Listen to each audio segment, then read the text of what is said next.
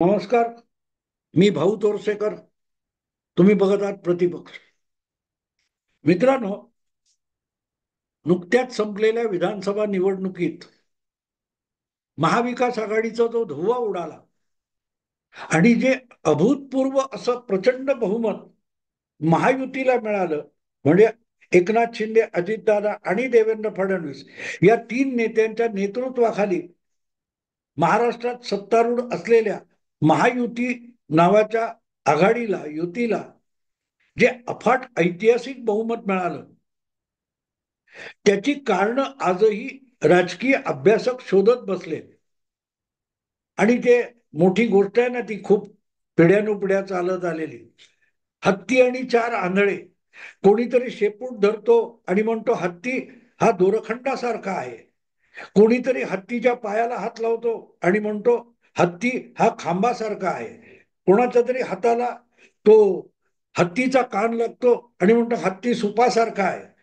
तसं 2024च्या नुकत्याच संपलेल्या विधानसभा निवडणुकीचे जे धक्कादायक निकाल आलेले, त्याचा अर्थ आणि अन्वय किंवा विश्लेषण प्रत्येक जण आपापल्या परीने करायचा प्रयत्न करतोय.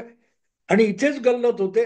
कुठल्याही गोष्टीचं, व्यापक गोष्टीचं विश्लेषण करताना, मीमांसा करताना कुठलं तरी एकच कारण सगळ्याला उपयुक्त ठरलंय असं समजणं हा शुद्ध मूर्खपणा असतो. जसं तुम्हाला आठवत असेल, 2019च्या लोकसभा निवडणुकीमध्ये पुलवामामुळेच सगळं चक्र फिरलं. नाहीतर मोदी हरलेच असते, पण पुलवामामुळे मोदींना 303 लोकसभेच्या जागा मिळाल्या. याला सोपं उत्तर शोधणं म्हणतात. मित्रांनो, आपण आपल्या जगण्यातलं एक उदाहरण तुम्हाला देतो. की साधारणतः मसाल्याचे पदार्थ ज्याला म्हणतात, मसाल्याचं मार्केट असतं. तुम्ही तिथे गेलात तर दालचिनी, लवंग, आणखीन असे 50 पदार्थ असतात. मिरची, हळद, सुंठ किंवा मिरी, असे अक्षरशः 50, 60, 70 निसर्गातून निर्माण होणारे पदार्थ आपण बघतो, की ज्यांची दुकानं असतात आणि त्याला मसाला मार्केट म्हणतात.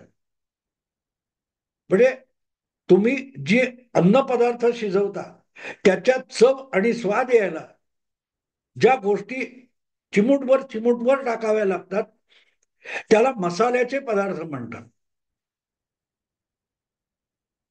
आता हेच मसाले घेऊन प्रत्येक परिसरातले लोक, प्रत्येक विभागातले लोक, प्रत्येक जिल्ह्यातले आणि जातीतले लोक आपापल्या पद्धतीने त्याचं मिश्रण करून एक नवी चव निर्माण करतात. आपण म्हणतो ना, घाटी मसाला, कोल्हापुरी मसाला, मालवणी मसाला, काळा मसाला, ब्राह्मणी मसाला, किती नाव आहेत. जितकी नावं घ्याल, पंजाबी मसाला, पाणीपुरी मसाला, काही काय नावं देतात. हे मी एवढ्यासाठी, पावभाजी मसाला एक आहे, हल्ली खारगा असतो. सांगायचा हेतू असा की त्या मसाल्यामध्ये जवळपास तेच सगळे, एखाद दुसरा कमी अधिक असतो, पण तोच मसाल्याचा पदार्थ त्यामध्ये असतो. मिरी असते, लवंग असतं, दालचिनी असते, मिरी असते किंवा धणे असतात, पण त्याचं प्रमाण कमी जास्त होतं. आणि ते कमी जास्त प्रमाण होतं, त्यानुसार ती त्या मसाल्याची आणि मसाला घातलेल्या पदार्थाची चव बदलत असते. पण त्यातलं मिरी मिरी ह्याच्यात आहे म्हणूनच हे असं लागतं, किंवा लसूण घातली आहे म्हणून तसं लागतं असं तुम्ही म्हणाल तरी फक्त लसूण किंवा आलं किंवा मिरची यांनी पदार्थ स्वाद येत नाही.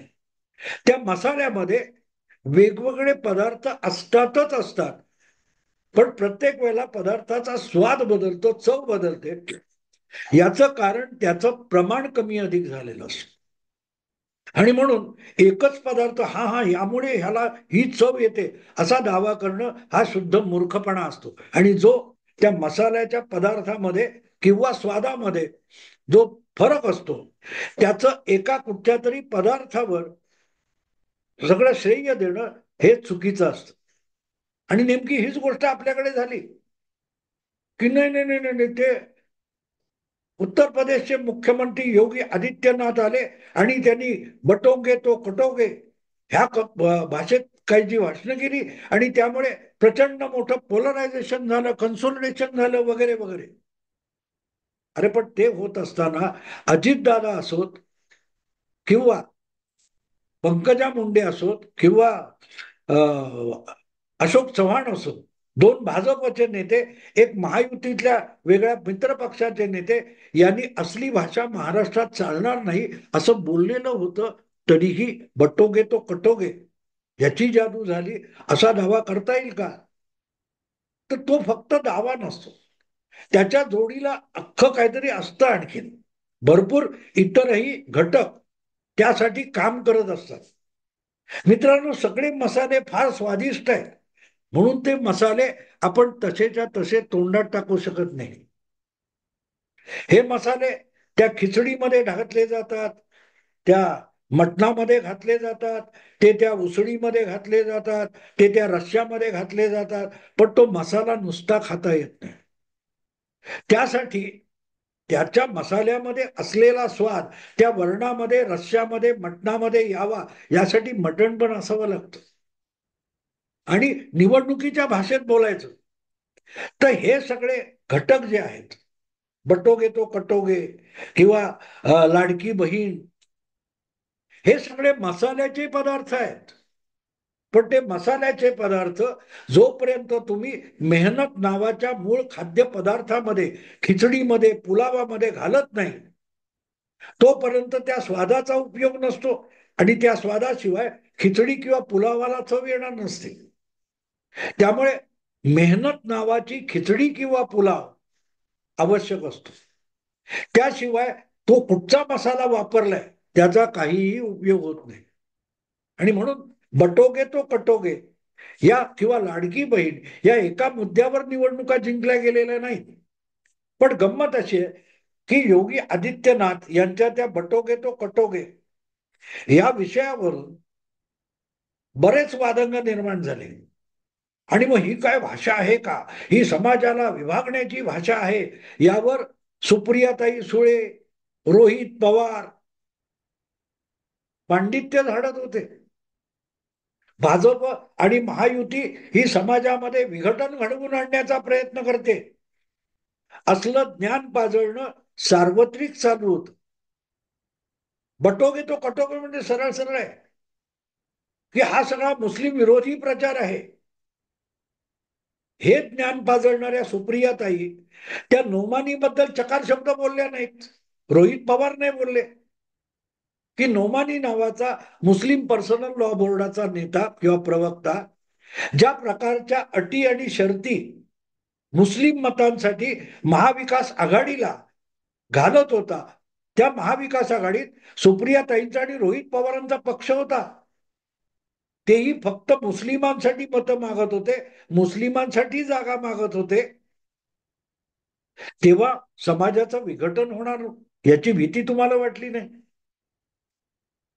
पण बटोगे तो कटोगे म्हणजे समाजाचं विघटन, यावर सुप्रियाताई, रोहित पवार पांडित्य झाडत होते. हे मी आज मुद्दाम सांगतो इथं, कारण आता पवार कुटुंबातलीच एक व्यक्तिमत्व असं समोर आलंय की ते बटोगे तो कटोगे हे योगी आदित्यनाथांचं तत्वज्ञान बारामतीत बसून बोलायला लागले, काटेवाडीत बसून बोलायला लागले, पवार परिवारात राहून बोलायला लागले. आणि त्या व्यक्तिमत्वाचं नाव आहे सुनंदा पवार. आता तुम्ही म्हणाल हे नाव कधी ऐकलं नाही, कोण सुनंदा पवार? तर सुनंदा पवार म्हणजे सेक्युलरिझमचे आद्य शंकराचार्य रोहित पवार यांच्या मातोश्री आहेत. रोहित पवार नावाचा एक ज्ञानी पुरुष हा सुनंदा पवार यांच्या पोटी जन्माला आलेला आहे.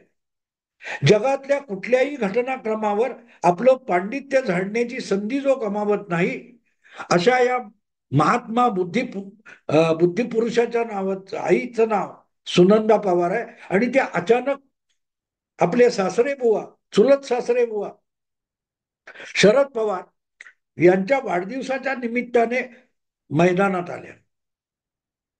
शरद पवारांच्या वाढदिवशी दिल्लीमध्ये जाऊन त्यांच्या शासकीय निवासस्थानी रोहित पवारांचे चुलते अजितदादा पवार उपमुख्यमंत्री आणि त्यांच्या खासदार पत्नी सुनेत्रा पवार यांच्या सकट पवारांच्या निवासस्थानी गेले, आपल्या 2 मुलांना सोबत घेऊन गेले आणि त्यांनी अभिष्ट चिंतन काकांचं केलं. त्यानंतर ज्या चर्चा सुरू झाल्या त्या चर्चेत भाग घेणाऱ्या पॅनेलमध्ये एक व्यक्तिमत्व होतं ज्याचं नाव सुनंदा पवार. आणि निवडणूक काळात न बोललेल्या सुनंदा पवार आता अचानक 2 पवारांनी, पवार घराण्याच्या 2 राजकीय घटकांनी एकत्र येऊन काम केलं पाहिजे असं पांडित्य सांगायला लागले. अर्थात रोहित पवारांची आई आहे तर त्याची ज्ञानाची गंगोत्री आईकडून आलेली असणार, तेव्हा रोहित पवारांच्या आईने आपलं ज्ञान द्यायला सुरुवात केली तर त्याबद्दल वैषम्य बाळगण्याचं कारण नाही. पण मुद्दा असा आहे की 2 पवारांनी म्हणजे काका पुतण्यांनी 2 पवार पक्षांनी एकत्र यावं यासाठी जे तत्वज्ञान सुनेत्रा पवार सांगतायत ते मात्र काटेवाडीचं नाहीये. ते तत्वज्ञान हे बारामतीचं नाहीये. ते तत्वज्ञान पवार घराण्यात उद्भवलेलं, निपजलेलं असं तत्वज्ञान नाहीये. ते महाराष्ट्रातलं सुद्धा नाही, थेट उत्तर प्रदेशातलं आहे, गोरखपूरचं आहे. ज्या गोरखपूरच्या गोरख मठाचे मठाधीश उत्तर प्रदेशचे मुख्यमंत्री योगी आदित्यनाथ आहेत. त्या आदित्यनाथांची भाषा जर सुनेत्रा पवार 2 पवारांना एकत्र आणण्यासाठी वापरत असतील तर मोठा चमत्कार घडला म्हणायला पाहिजे. मोठा चमत्कार आहे.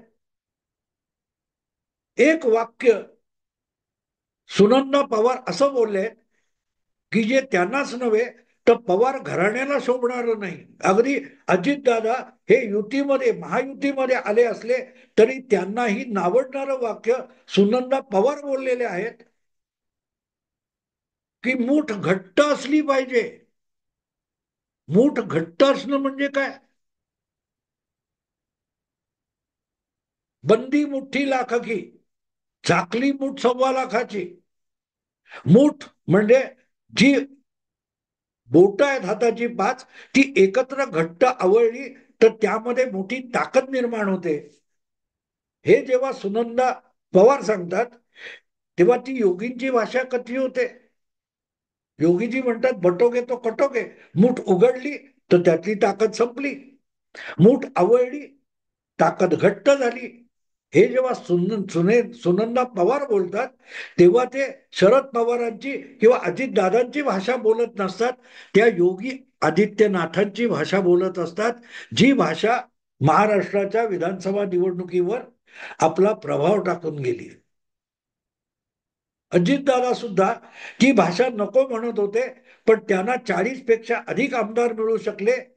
तो करिश्मा सुद्धा योगी आदित्यनाथ यांच्या बटोगे तो कटोगे या वाक्याशी निगडित आहे.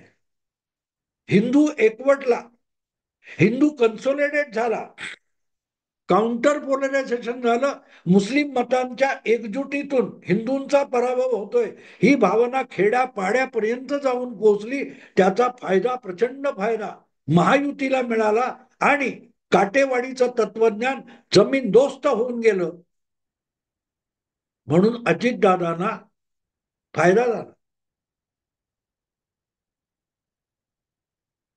आणि आता तोच फायदा घ्यायचा असेल तर शरद पवारांची, सुप्रियाताईची, रोहित पवारची भाषा उपयोगाची नाही. आपण गोरखपूर पीठाचे मठाधीश आदित्यनाथ यांचं ऐकलं पाहिजे, त्यांच्या भाषेत बोललं पाहिजे, त्यांच्या तत्वज्ञानानुसार चाललं पाहिजे असं सुनंदा पवार दोन्ही थोरल्या पवारांना सांगतायत, अजितदादांना आणि शरद पवारांना. आपण एकत्र आलं घट्ट मुठीसारखं, together we stand, divided we fall. बंदी मुठ्ठी लाखकी, खुली तो पायऱ्या खाककी. तेव्हा काकांची मुठ्ठी खुली होती ती खाक झाली आणि बंद मुठ्ठी बरोबर राहिला म्हणून आपल्या दिराचं राजकारणात पाऊल यशस्वी ठरलं, हे सुनंदा पवार सांगतायत. आता यावर या आपल्या भाऊजाईबद्दल सुप्रियाताई काय बोलतात याकडे लक्ष दिलं पाहिजे. राजकारणात आपल्याला रस नाही, आपण राजकारणात वावरत नाही असं सांगत सांगत सुनंदा पवार या पत्रकारांसमोर आल्या आणि आदित्यनाथ यांच्या भाषेत बोलायला लागल्या. बटोगे तो कटोगे, बट गए इसलिए कट गए. काय सांगतायत लक्षात घ्या. आपल्या सासरे बुवांचं राजकारणातलं जे दणदणीत अपयश आहे त्याची कारण मीमांसा सुनंदा पवार यांनी कारण नसताना पत्रकार परिषद घेऊन केली आहे की तुम्ही योगी आदित्यनाथ यांचं ऐकलं नाहीत, योगी आदित्यनाथ यांना समजून घेतलं नाही, त्याचे दुष्परिणाम भोगताय असं आपल्या सासऱ्याला शरद पवारांना त्यांच्या वाढदिवसानिमित्त सुनंदा पवार ठणकावून सांगतायत की तुम्ही परिवार दुभंगू दिला आणि परिवारामधल्या भांडणातून जो पक्ष दुभंगला त्यातून बारामती आणि बारामतीचं राजघराणं, पवार घराणं, पवार परिवार दुभंगला, कापले गेलं. बटोगे तो कटोगे, बट गए इसलिए कट गए. हे शरद पवारांचं वाक्य नाहीये, हे सुप्रियाताईंचं वाक्य नाही की रोहित पवारचं वाक्य आहे. हे कोणाचं वाक्य आहे? योगी आदित्यनाथ. या विधानसभा निवडणुकीच्या निकालांनी बाकी काही नसेल, पण काही काटेवाडीच्याही व्यवहारी लोकांच्या डोक्यात थोडा प्रकाश पडलाय एवढाच त्याचा अर्थ होतो. आता बघायचं कधी रोहित पवारला कानाला धरून सुनंदाताई त्याला गोरखपूरच्या महाराजांच्या मठामध्ये घेऊन जातात आणि पाठ पडवायला बसतात. यांच्याकडून शिक. मूठ घट्ट असावी लागते, मूठ घट्ट असावी लागते. यापेक्षा मोठा सूड देवेंद्र फडणवीसांनी पवारांवर उगवलेला नसेल. कारण ज्याचा विरोध पंकजा मुंडे, अशोक चव्हाण आणि शरद पवारांनी ऐन निवडणूक काळात सुद्धा केला होता, पण त्याच शब्दांचं जाहीर समर्थन आणि खड्या बोलात समर्थन देवेंद्र फडणवीसांनी केलं होतं की येस, इथे जर मुस्लिम कन्सोलिडेशन होणार असेल तर हिंदूंचं ध्रुवीकरण व्हायला पाहिजे. बटोगे तो कटोगे, एक रहोगे तो सेफ रहोगे, हेच योग्य आहे हे ठणकावून सांगणारा माणूस देवेंद्र फडणवीस होता. आणि आज तीच भाषा, तेच शब्द आशयासकट जर सुनंदा पवार उच्चारत असतील तर ते त्या सुनंदा पवार आपल्या चुलत सासऱ्यांना ठणकावून सांगतायत तुम्ही हरलात, कारण तुम्ही योगी आदित्यनाथचं ऐकलं नाही, तुम्ही देवेंद्र फडणवीस करून शिकायचं ते शिकला नाहीत, म्हणून तुमची धुळधाण उडाली. गोष्ट सोपी असते मित्रांनो, समजून घ्यायची असते. विधानसभेतलं यश बटोगे तो कटोगेचं आहे, पण त्याला जोडलेली मेहनत सुद्धा उपयोगाची होती. नुसतीच मसाल्याची पाकिटं झळकावत उद्धव ठाकरे, नाना पटोले, संजय राऊत, शरद पवार, रोहित पवार, सुप्रियाताई फिरत होत्या, पण त्या मसाल्याचा स्वाद किती प्रमाणात कुठल्या पुलावामध्ये, कुठल्या रश्श्यामध्ये आणि कुठल्या खिचडीमध्ये करायचंय हे भाजप संघाचे कार्यकर्ते आणि देवेंद्र फडणवीस त्याचा योग्य वापर योग्य प्रमाणात करत होते. म्हणूनच भाजपची खिचडी शिजली. महायुतीला जे यश मिळालं ते अत्यंत स्वादिष्ट आहे हे सांगायची वेळ अजितदादांची भाऊजे आणि शरद पवारांच्या एका सुनेवर आली. आपलं समाजकारण सोडून राजकारणावर भाष्य करण्याची वेळ सुनंदा पवारांवर आली. माझी त्यांना एवढीच नम्र विनंती आहे, यापुढे तुम्ही राजकारणात येऊ नका, पण राजकारणामध्ये आपल्या ज्या सुपुत्राला तुम्ही धाडलेला आहे त्या रोहित पवारचा कान पकडा आणि त्याला 6 महिने गोरखपूरला जे आदित्यनाथांचा मठ आहे त्या मठामध्ये एखादा धर्माभ्यासाचा अभ्यासक्रम असेल तर तो कोर्स पूर्ण करण्यासाठी तिकडे त्याला प्रवेश घ्या. जगाला पांडित्य शिकवण्यासाठी आधी शिकावं लागतं.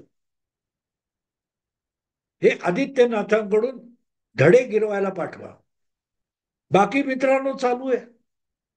पण यासारखा फडणवीसांचा मोठा विजय नाही की त्यांनी ज्या भूमिकेचं समर्थन केलं, बटोगे तो कटोगे, तीच भाषा पवारांच्या घरामध्ये काटेवाडीमध्ये बारामतीमध्ये त्यांच्याच कुटुंबातल्या एक सुनबाई सुनंदा पवार बोलत असेल तर तो फडणवीसांचा विजय आणि शरद पवारांचा दारुण पराभव असतो. मित्रांनो, आता इथेच थांबतो. आवडलं लाईक करा, शेअर करा आणि प्रतिपक्षाला सबस्क्राईब करा. नमस्कार.